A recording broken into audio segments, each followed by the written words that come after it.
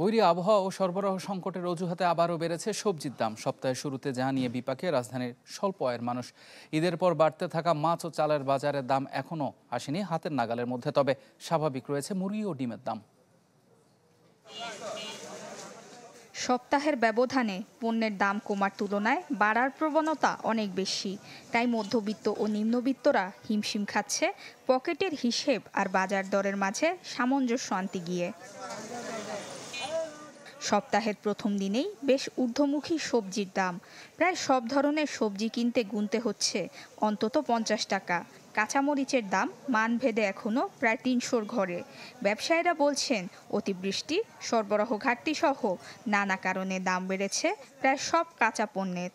ধনিয়া পাতা নিলাম, টমেটোর দাম বেশি, শাকের দাম বেশি। 2 মুঠা শাক 40 টাকা, এটা তো অসম্ভব ব্যাপার। লাল শাক, সবজির দাম প্রচুর, আমাদের ওই মধ্যবিত্তের জন্য এটা অনেক বেশি হয়ে যায়। এখন তো আপনার বর্ষার সিজন, বুঝছেন, বৃষ্টি হইলে নষ্ট হয়ে যায়, এই কারণে।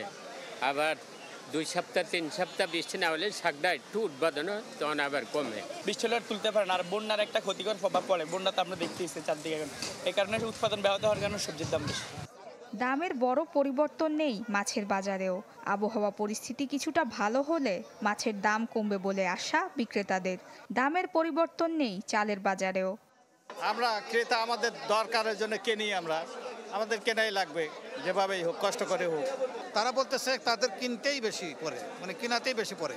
নদীতে পানি বেশি, তো এর জন্য মাছ ধরা পড়তেছে না, এর জন্য মাছের দাম একটু বেশি। পানি কমলে মাছ পাওয়া যাবে, ভরপুর মাছ, মাছের দামও কম পাওয়া যাবে। এখন তো পানি চারিদিকে অথয় পানি না, এখন মাছ দাম একটু বেশি। দামে কিছুটা স্বস্তি দিচ্ছে মুরগি ও ডিমের বাজার। নুসরাত মৌমি, চ্যানেল 24, ঢাকা।